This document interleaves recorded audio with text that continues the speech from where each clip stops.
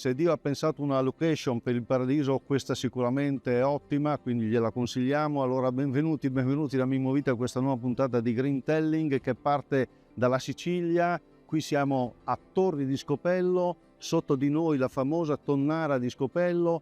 Perché siamo venuti qui? Perché vogliamo mostrarvi una Sicilia molto bella, ovviamente, naturalistica, qui c'è molta natura, ma anche molto artigianato, molta operosità, molta fattività. Restate con noi, sigla.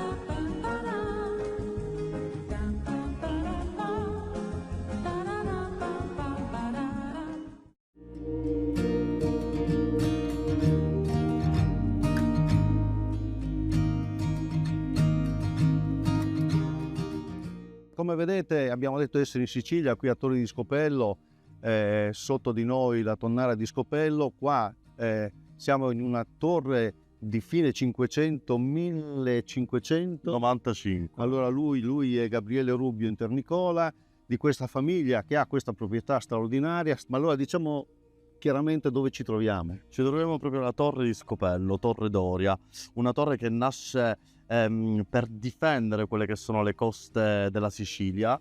Fu costruita nel 1595 secondo quelli che erano i canoni progettuali dell'architetto ingegnere militare Camillo Camigliani. È stata costruita in un punto altamente strategico, oggi altamente panoramico ovviamente. Ci ritroviamo proprio a ridosso i faraglioni di Scopello e quasi alla riserva dello Zingaro. Siamo in un contesto incontaminato, protetto, all'interno della quale noi abbiamo realizzato un progetto di riqualificazione paesaggistica. Abbiamo voluto dare importanza non solo alla storia, quindi a tutto ciò che poteva raccontare questa porzione di costa e che ha vissuto dal partire dal 500 fino alla Seconda Guerra Mondiale. Diciamo quindi, tanto per dare una posizione geografica, che noi siamo nella punta occidentale estrema per certi versi della Sicilia. Quindi qui abbiamo detto che è un'area anche naturalistica, quindi ci sono dei percorsi. Sì, diciamo che il turista che arriva da noi ha davanti un'esperienza, non tanto una semplice passeggiata. Vive questa esperienza immersa nella macchia mediterranea, a ridosso i faraglioni, vive la storia in stretta connessione con la natura, dove può anche assaporare quella che è la fusione dei colori fra il mare e la costa.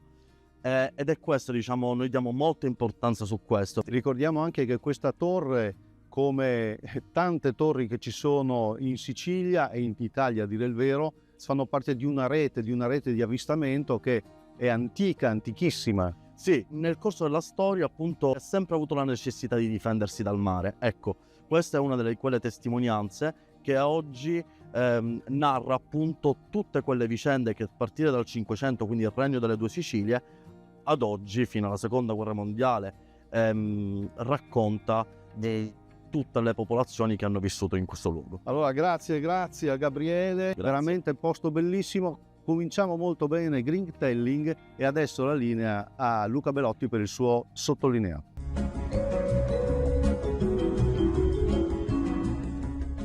In Italia, paese straordinario, succedono veramente delle cose curiose. Se aumenta il prezzo della pasta, ci dicono che è colpa del grano. Poi magari vai a vedere quanto viene pagato il grano all'agricoltore e ti accorgi e scopri che vale meno addirittura dell'acqua minerale, quindi c'è qualcosa di profondo che non torna. Quindi l'agricoltore semina, concima, irrigua, combatte la siccità, combatte contro la grandine. Insomma, alla fine dell'anno però scopre che il suo prodotto vale meno di quanto gli è costato produrlo. Però ci dicono di star tranquilli, ci spiegano che il mercato è curioso, perché quando i prezzi salgono il mercato è il mercato, ma però nelle tasche dell'agricoltore arriva ben poco, e quando i prezzi del mercato scendono pagano sempre meno l'agricoltore, quindi siamo una sorta di grande paradosso.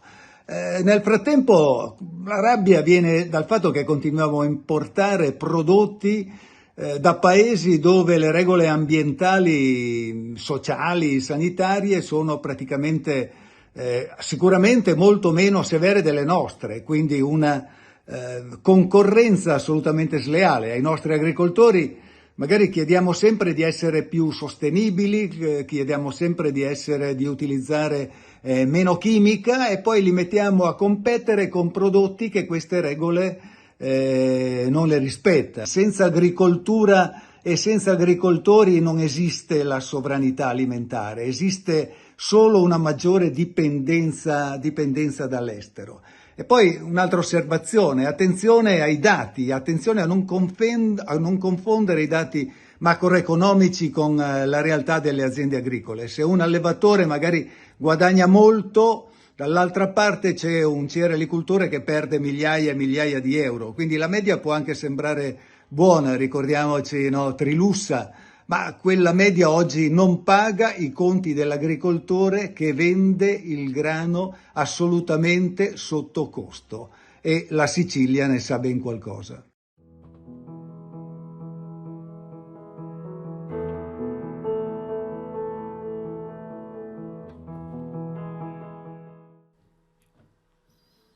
Usigiaro c'è, Usigiaro! E siamo qui a Bagheria, ci siamo spostati, siamo a una decina di chilometri da Palermo. Bagheria è famosa, è una città anche storica per mille motivi, però qui troviamo Dario Bono che fa un mestiere che si va perdendo, vero Dario? Già, questo sì, è un mestiere che sta finendo, per non dire sta scomparendo. Ma perché urlavi Usigiaro, Usigiaro? Gridava mio nonno quando era più giovane lui, appunto, per fare capire alla gente che c'era appunto Usigiaro. Perché era ambulante. Era un ambulante ai tempi, con la lambretta andava girando. Usigiaro viene da sedia, seggia, siggiaro, ecco, mi permetto di fare. Ecco, allora, in cosa consiste questo lavoro? Oltre ad impagliare le sedie, noi li andiamo anche a incollare, quindi a verniciare, se c'è qualche cosa di rotto la andiamo a sistemare, quindi ecco, questo è il contesto di Siggiaro. Ma perché si va perdendo questo lavoro? È un lavoro che si sta perdendo perché non c'è più nessuno che vuole imparare questo lavoro. Anche i giovani di oggi preferiscono fare altro, preferiscono magari, che so, lavorare da casa, nei computer e non più fare un lavoro manuale, ecco, tutto qua. Ma le sedie allora si buttano via? Diciamo che alcuni sì, lo fanno, altri li portano a noi per appunto ripararle. Soprattutto quelle antiche, ma anche le sedie queste più moderne, li riescono. Questa ad esempio è una sedia più moderna e appunto la sto andando a impagliare. È un lavoro dove ci vogliono però mani esperte. È molta passione anche, perché comunque sembra facile andarla a impagliare, ma non è così semplice, perché comunque ci vuole molta pazienza anche, perché non appena uno va impagliando, il disegno va sempre diventando più piccolino, le mani non entrano più, quindi viene un pochettino più complicato. Una cosa bella che ci dicevi prima è di questo lavoro di famiglia. Incominciò appunto il nonno di mio papà, se non mi sbaglio, che aveva 7 figli.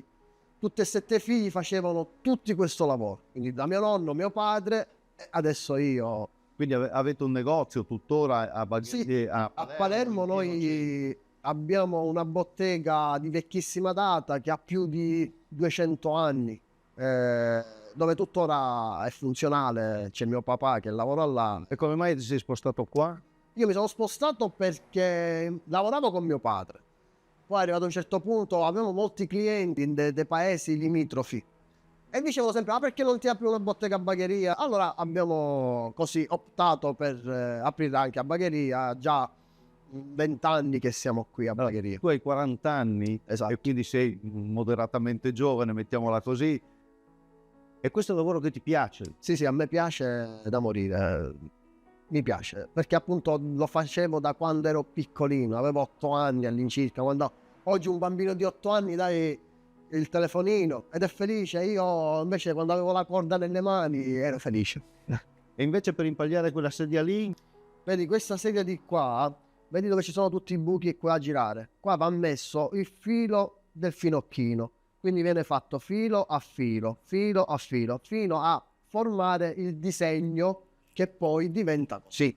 Come vedete, allora questa è sapienza storica, artigianalità che si tramanda da padre in figlio, manualità. Grazie a Dario Grazie a Bono. voi, grazie a voi, grazie mille. Continuiamo il nostro viaggio, ovviamente qui nel sapere e nelle capacità, ecco, e nella bellezza della Sicilia, ma restiamo qui a Bagheria.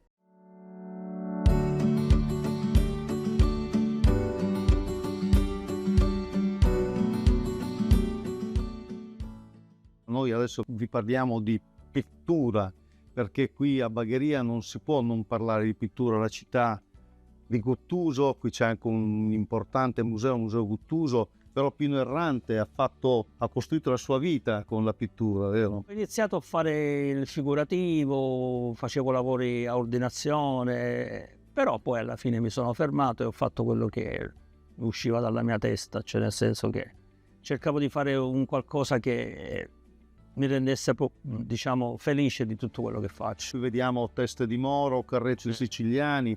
Peraltro lo dico io, quel quadro lì che fra poco vi mostrerà la regia ha vinto proprio 15 giorni fa Primo classificato. Appunto un'estemporanea qui a Bagheria, quindi complimenti. Questo l'ho fatto dal vivo in piazza. Ho fatto una bella pianta di fichi d'India, che penso che sia il simbolo della Sicilia, il simbolo specialmente tutto quello che si trova qua a Bagheria. E perché adesso invece è un mondo distopico, un mondo difficile da vedere?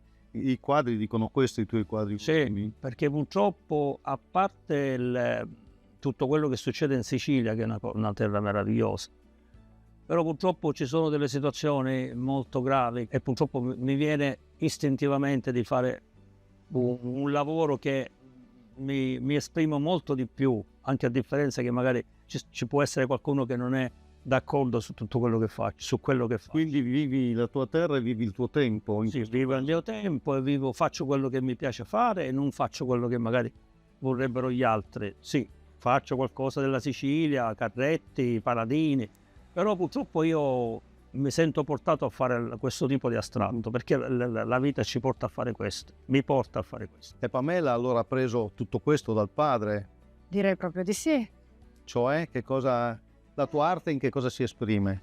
A me piace rappresentare monumenti siciliani, del luogo, insomma, tutto quello che mi ispira, mi dà un'emozione, essendo poi una persona molto spirituale, soprattutto i luoghi di culto.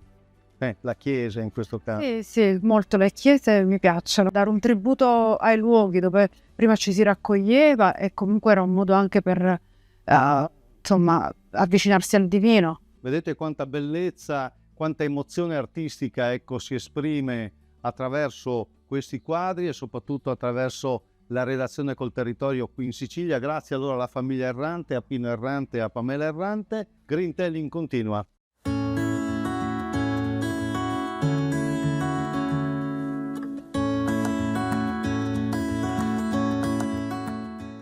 Come vedete, anzi non potete vedere perché siamo in una situazione incredibile, ci siamo spostati a Trapani. Trapani, in questo caso, Trapani significa questa sintesi tra mare, terra e bellezza. Sì. Vero, Certo. vero Sì. Alfonso Graffeo, vero? Perché? Perché Trapani rappresenta una delle poche città della Sicilia dove c'è unita sia arte, artigianato, cultura del sale, cultura del corallo, dell'alabastro, del marmo. Qui abbiamo 3 opere, vedete un cavallo, un Perseo, qui abbiamo un polpo che sta predando un granchio, ecco, ma non dobbiamo parlare di questo, dobbiamo parlare di una storia che comincia tanti anni fa, di una realtà che porta avanti forse un mestiere che però dobbiamo mantenere vivo. Con il lumicino cerchiamo di... Noi con mia moglie, quando abbiamo iniziato questo lavoro, diciamo che siamo soltanto un piccolo granello di sabbia in mezzo al mare. Quindi con le nostre forze, senza l'aiuto di nessuno, abbiamo cercato di portare avanti questa antica tradizione trapanese, riprendendo un po' l'arte della lavorazione del corallo, dei metalli preziosi, effettuando grandi studi nei musei. Le nostre scuole sono stati musei, i riferimenti e a grandi scultori dell'arte del corallo del napoletano come Carlo Parlati. Però avete studiato. Certo che abbiamo studiato, ma se no non saremmo qua.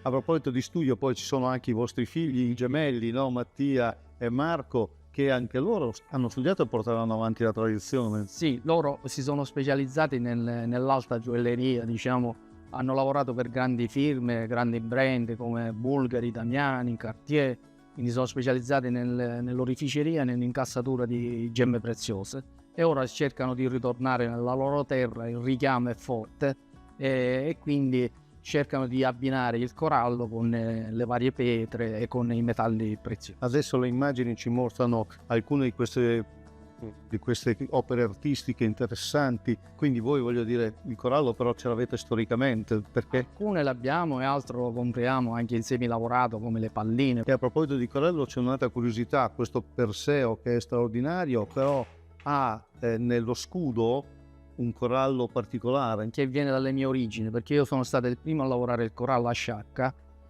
e quindi i miei nonni erano pescatori di corallo. Lo scudo che vedete qua rappresenta è realizzato in corallo di Sciacca pescato del Banco Terribile. La caratteristica di questo corallo è che è macchiato di nero, perché i solfuri del vulcano, perché io abitavo a Capo San Marco, che in direzione si trova l'isola Ferdinandea, l'isola che non c'è più, e poi il corallo di Trapani combinato con lo Sciacca, quindi ho fatto la combinazione Sciacca-Trapani. A proposito allora del suo lavoro, poi c'è questo cavallo straordinario che però vuol dire libertà, vuol dire gioia, su un'idea di sua moglie. Sì, questo nasce da un designer di mia moglie che io poi assieme a lei abbiamo realizzato. Mia moglie è anche lei una che lavora il corallo, un designer del gioiello che ha una grande fantasia, e quindi con lei mi ha stimolato anche lei, e assieme abbiamo fatto delle sculture in combinazione, oppure ognuno per i fatti suoi. Allora, complimenti Alfonso Graffeo e alla sua famiglia a questo punto. Noi continuiamo sicuramente il nostro viaggio nell'artigianato, nella bellezza e nella sapienza della Sicilia, soprattutto la Sicilia occidentale. Nel frattempo prendiamo un respiro, andiamo a sentire le notizie dell'informatore agrario.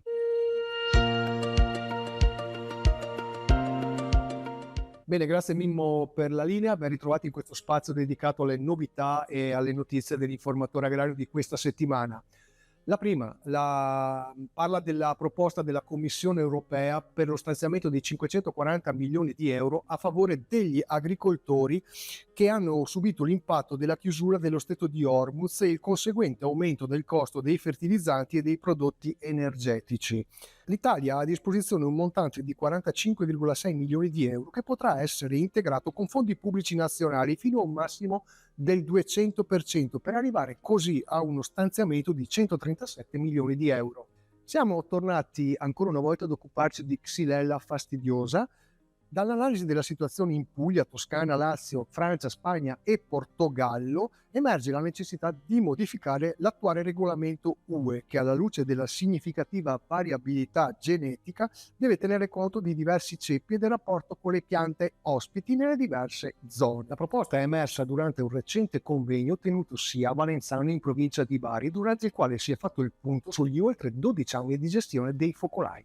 Nello speciale di questo numero abbiamo inoltre analizzato l'andamento stagionale della fragola, che è partito malino ma sta chiudendo con dati totalmente positivi. Da segnalare come Basilicata e Campania consolidino la loro leadership in termini di superfici coltivate, che superano in entrambe le regioni i 1200 ettari. Nel settore si nota inoltre una forte spinta verso l'innovazione con la coltivazione fuori suolo, che migliora la qualità dei frutti e riduce l'impiego di manodopera. Tutto questo e altre notizie sulle edizioni cartacea e digitale dell'informatore agrario e sui nostri profili social, che vi invito a seguire.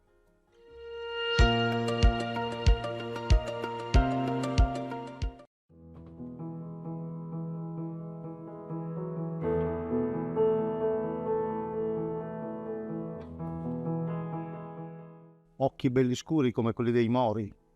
Occhi scuri e intensi come i Mori, ma anche come i siciliani. E invece alla signora? La signora aveva dei begli occhi chiari, che erano i colori dei blu dell'Ottocento siciliano, che si trovavano a volte nelle ceramiche delle cucine tipiche. Queste sono le famose teste di moro. Sono le famose teste di moro che parlano di una storia un po' cruenta, una storia d'amore, ma anche di tradimenti e di sangue.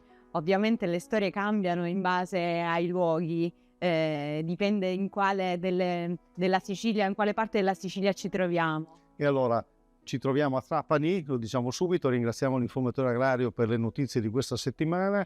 Con noi vedete Giovanna Colomba, artista che volentieri, come posso dire, si presta a mantenere la tradizione, però voglio dire, ti do del tu, hai anche una tua personalità artistica.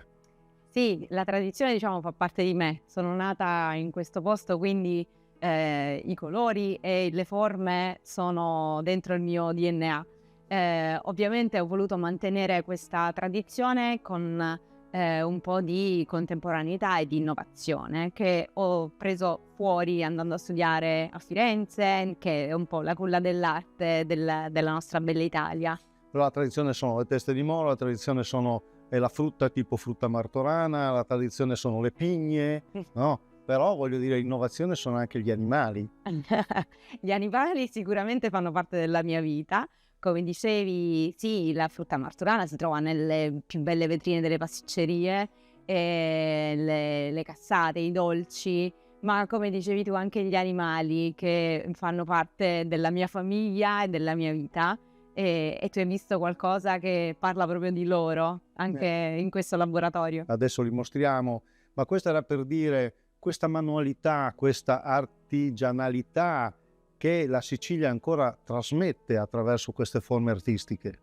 Sì, quella fa parte proprio della storia, della cultura e delle tradizioni nostre. Se saliamo a Erice, per esempio, che si trova qui vicino, vediamo come la ceramica prende nuove forme, prende colori diversi, un po' richiama le murate antiche di Punici, di Elimi, e quindi sicuramente l'arte respira i popoli che hanno vissuto questo territorio.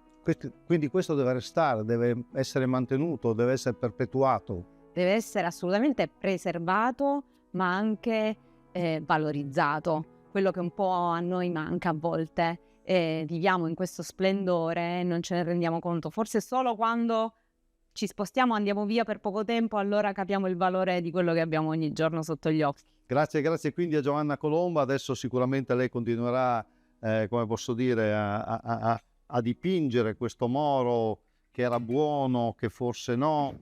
Questo la storia ce lo dirà se la studiamo bene. Allora restiamo però tra tradizione e innovazione, ci spostiamo, andiamo a Custonaci, che è qui vicino, a parlare di cave, a parlare di marmo e a parlare anche lì di storia. Vediamo.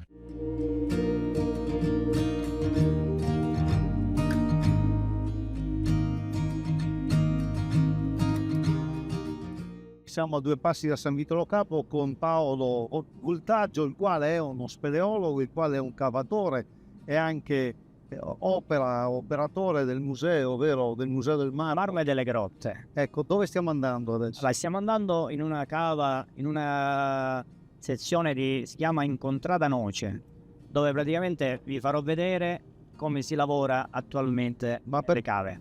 Ma perché c'è un museo qui a Custonaci? Allora, dobbiamo ringraziare che nel 2017 hanno fatto questo museo, perché così hanno conservato tutti gli attrezzi proprio antichi che proprio servivano per lavorare il marmo. Perché c'è una tradizione della cavatura del marmo, della lavorazione del marmo qui a Custonaci. Certo, sì, noi siamo il secondo polo, diciamo, internazionale del settore del marmo. C'è Carrara è la prima, però diciamo poi con il Perrato di Sicilia ci siamo evoluti in tutto il mondo. Come vedete, noi in questo momento ci stiamo addentrando su strade, come posso dire, anche un po' certamente rupestri ma anche difficili, perché qui intorno al territorio di Custonaci ci sono moltissime cavità attualmente che sono attive, saranno una ventina. E ci sono grotte importanti. Se parliamo di grotte, ha detto bene, ci sono delle grotte meravigliose, sono più di 100 quasi. Quanto manca per arrivare? Ma stiamo arrivando, già siamo all'interno della cava Incontrada Noce. Guarda che meraviglia. Questi sono tutti i gradoni che ci sono praticamente qua nella cava e l'area di lavoro.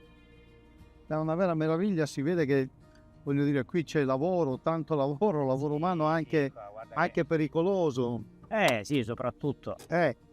Allora, e adesso dove mi porti? Ora ti faccio vedere qua come si lavora proprio ai giorni d'oggi.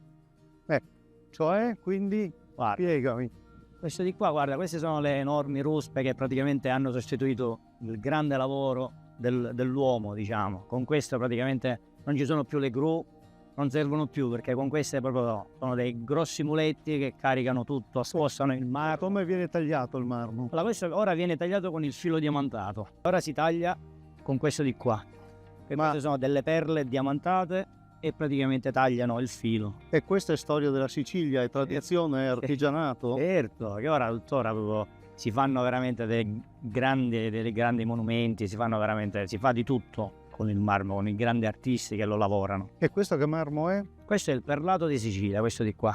Questo è il perlato dove noi praticamente lo esportiamo in tutto il mondo. E quali sono le altre, diciamo, varietà presenti qui? Le altre varietà sono il Nerello di Custonaici, qua abbiamo il Libeccio antico, che questo è quello che non c'è più però. Diciamo che c'è qualche cava, 1 o 2 cave al massimo. Però questa è una tradizione antica, quindi. Certo, noi possiamo dire che si trova anche ai tempi del Medioevo. Possiamo dire che ai tempi del Medioevo lavoravano nel Libeccio antico, perché l'abbiamo trovato nel San Pietro e anche alla Reggia di Caserta. Grazie allora Paolo Voltaggio, ci ha fatto conoscere una Sicilia diversa, una Sicilia operosa, una Sicilia dell'artigianato, una Sicilia delle profondità, una Sicilia sconosciuta. Continuiamo il nostro viaggio qui in questa Sicilia operosa, come dicevamo. Grintelling continua.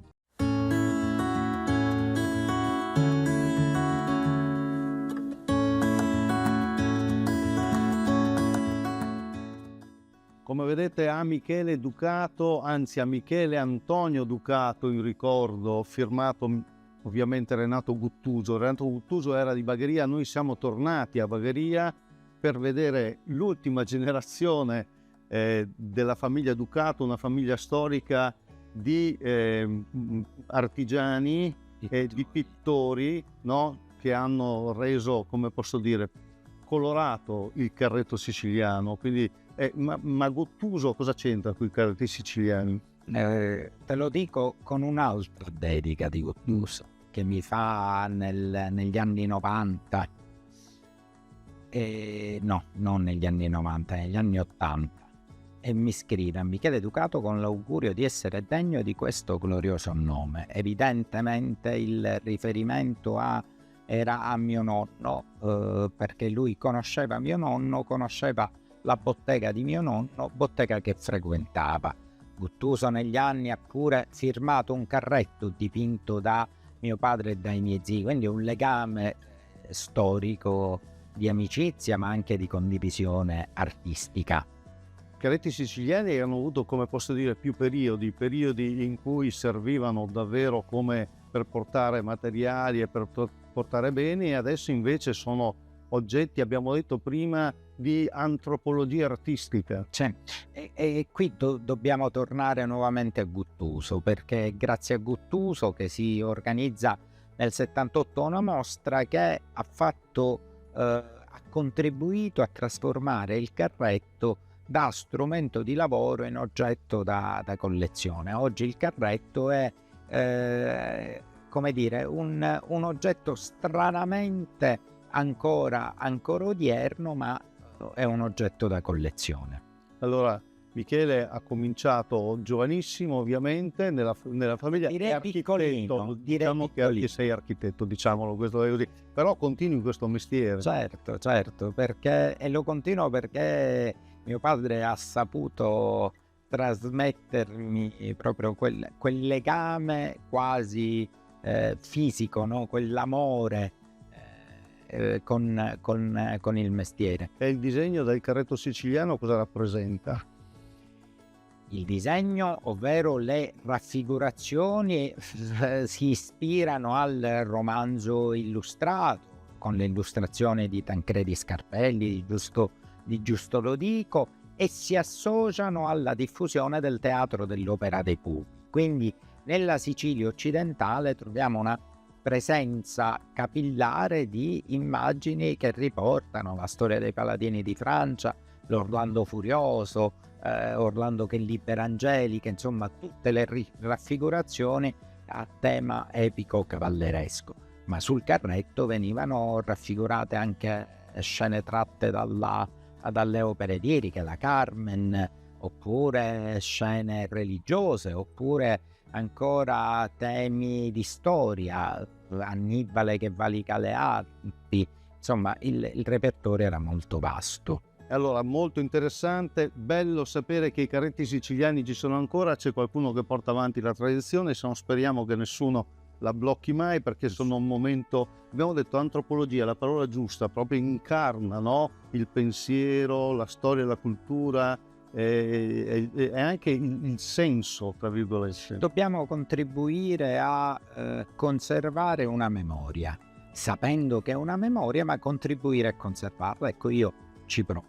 Michele Parato mi diceva che per fare un carretto ci vogliono almeno 6-7, come posso dire, professionalità, artigianalità che si mettono insieme, e questo chiude bene allora questa puntata di Greentelling, che veramente ci fa piacere con i colori e con i saperi appunto del carretto siciliano. Grazie mille. Mimmo Vita vi saluta, l'appuntamento con Greentelling come sempre fra 7 giorni, arrivederci a tutti.